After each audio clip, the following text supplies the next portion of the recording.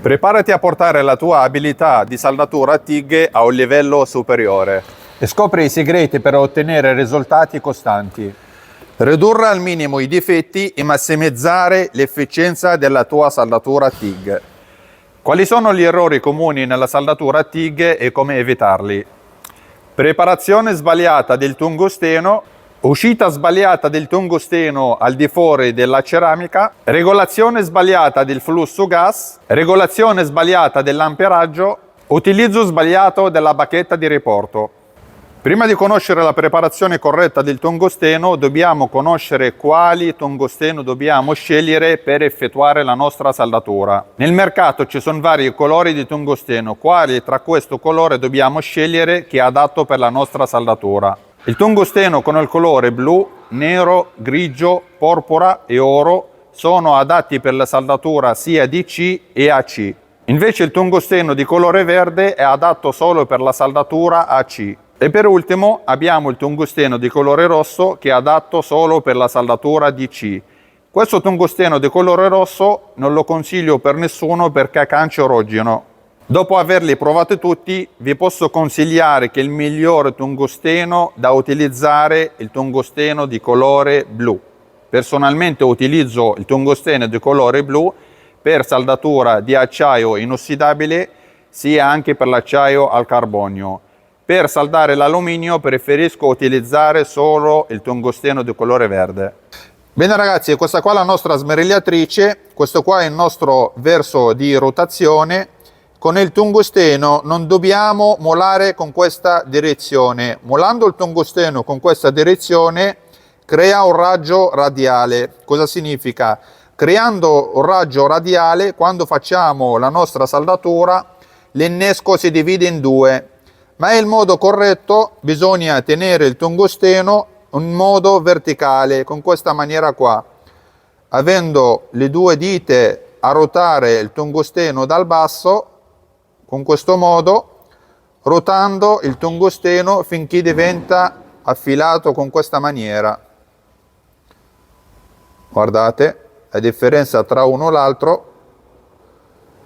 Questo un tungsteno affilato con un modo radiale e questo tungsteno affilato con un modo corretto. Facciamo una prova insieme. Guardate, questo è quello radiale, il modo corretto. Tenere il tungsteno con questo modo, rotare in basso,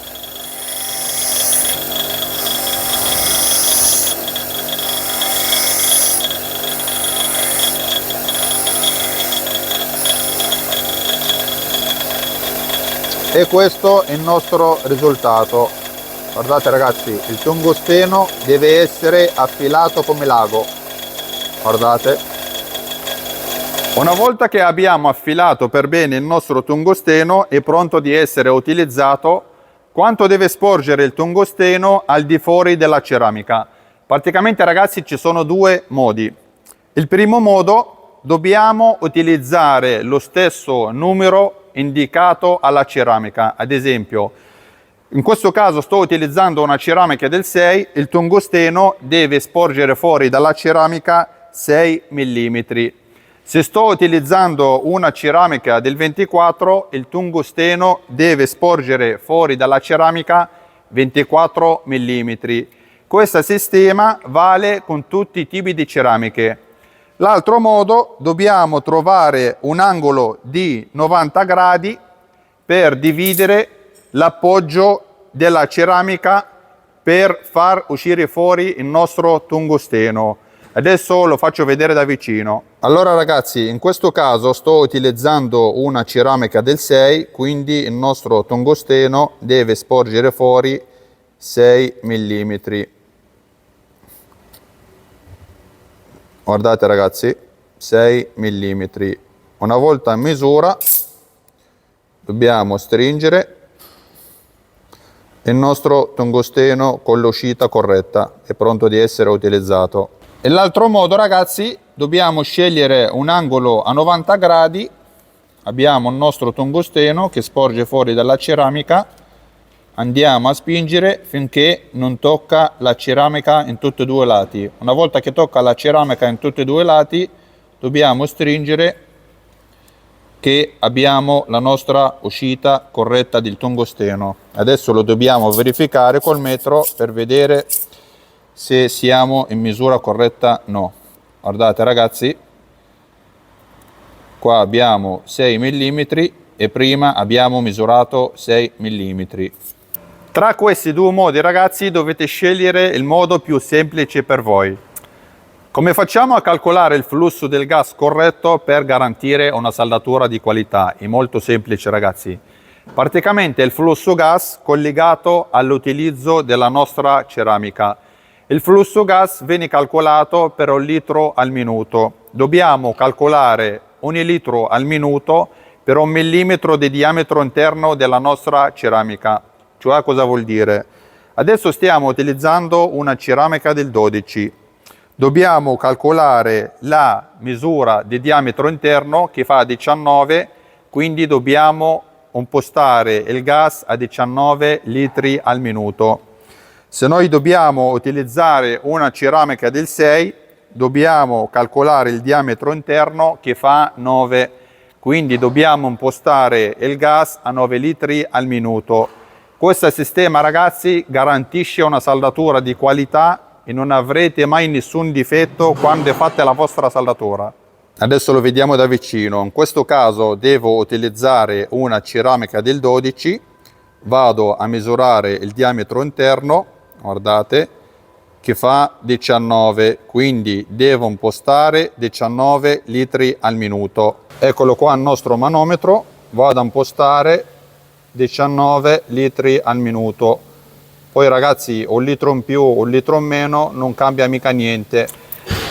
Come facciamo a scegliere la bacchetta di riporto corretta per effettuare una saldatura di qualità? È molto semplice ragazzi. In questo caso le bacchette di riporto collegate allo spessore che noi dobbiamo saldare. In questo caso dobbiamo saldare uno spessore di 1,5 mm.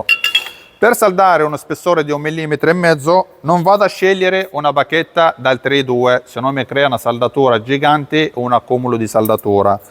Nello stesso tempo non vado a scegliere una bacchetta da 1 mm, se no mi crea una saldatura molto scavata. Ma vado a scegliere una bacchetta tra l'1,6 e il 2 mm.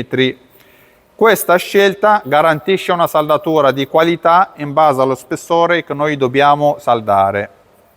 Come facciamo a scegliere l'amperaggio corretto per effettuare una saldatura TIG di qualità? Praticamente ragazzi non esiste una corrente precisa per ogni millimetro che noi dobbiamo saldare, ma esiste una corrente minima e una corrente massima. Tra la corrente minima e la corrente massima, per ogni spessore che noi dobbiamo saldare, dobbiamo impostare la saldatrice, possiamo prendere un pezzo di scarto dello stesso spessore che noi dobbiamo saldare, facciamo una prova, in base a questa prova possiamo decidere se alzare l'amperaggio o dobbiamo riabbassare. Quali sono le correnti minime e le correnti massime? Ad esempio per saldare 5 decimi la corrente minima deve essere 5 e la corrente massima deve essere 15 ampere. Per saldare 1 millimetro di spessore la corrente minima deve essere 20 e la corrente massima può arrivare fino a 60 ampere. Per 2 mm di spessore la corrente minima deve essere 40 A e la corrente massima circa 70 A. Per saldare 3 mm di spessore la corrente minima 50 A e la corrente massima 100 A. Per saldare 4 mm di spessore la corrente minima 90 A e la corrente massima 130 A. Per saldare 5 mm di spessore la corrente minima 90 A e la corrente massima 140 A. Tra questi parametri ragazzi potete utilizzare questo metodo di scegliere la corrente minima e la corrente massima dello spessore che voi dovete saldare, fare una prova su un pezzo di scarto. Vedete che non sbagliate mai, avrete sempre una saldatura corretta di qualità. Il video non è ancora finito ma ricomincia subito dopo questa pubblicità. Questa saldatrice risolve i tuoi problemi se trovi fatica a saldare materiale sottile. Grazie a questo modello di DK Power Easy TIG 200, questa qua è una saldatrice inverter, permette di saldare sia a TIG anche ad elettrodo. Permette di saldare a TIG ad alta frequenza e bassa frequenza e permette di saldare a TIG a freddo. Ma il vantaggio di questa saldatrice è la sua capacità di lavorazione con la modalità pulsato.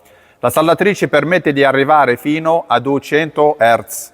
Quali sono i vantaggi che offre la modalità pulsato? La modalità pulsato offre maggiore precisione e un maggior controllo dell'arco e un minor deformazione del materiale e un miglioramento della penetrazione. La saldatrice offre anche una opzione, viene chiamata SS Clean, che permette la soluzione di decappaggio. Cioè, cosa vuol dire? Che noi, una volta abbiamo finito la nostra saldatura, con questa soluzione impostiamo questa modalità che permette la pulizia della saldatura dopo aver finito la nostra saldatura. Quindi se abbiamo una saldatura colorata finita, possiamo fare il decappaggio per pulire la nostra saldatura. Quindi questa saldatrice, ragazzi, completa di tutto. Bene ragazzi, ora facciamo una prova di saldatura insieme. Sto utilizzando una ceramica del 6, il tungsteno sporge fuori 6 mm. Come uscita gas impostato 10 litri al minuto, perché il diametro interno fa 9 mm e mezzo. Come bacchetta sto utilizzando una bacchetta da 2 mm e come amperaggio ho scelto un amperaggio di 70 A. Devo saldare uno spessore di 1 mm e mezzo. Come amperaggio ho impostato la saldatrice a 60 A. Ho scelto una ceramica del 14, ho fatto sporgere il tungsteno fuori dalla ceramica 14 mm. Siccome l'interno ceramica fa 22, quindi ho impostato il flusso gas a 22 litri al minuto. Come bacchetta di riporto ho scelto una bacchetta di riporto del 2 mm.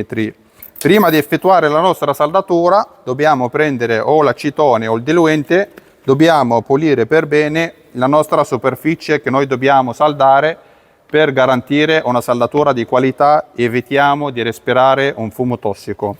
Un'altra cosa ragazzi, quando facciamo la nostra saldatura dobbiamo sempre scegliere un punto d'appoggio per garantire una saldatura di qualità lineare. Partiamo.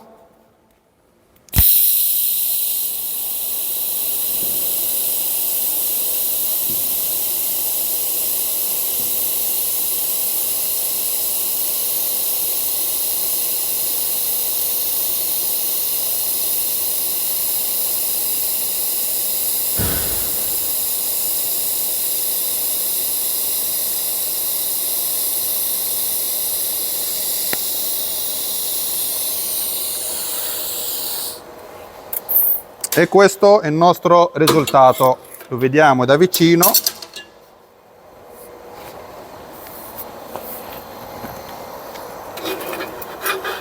Facciamo così.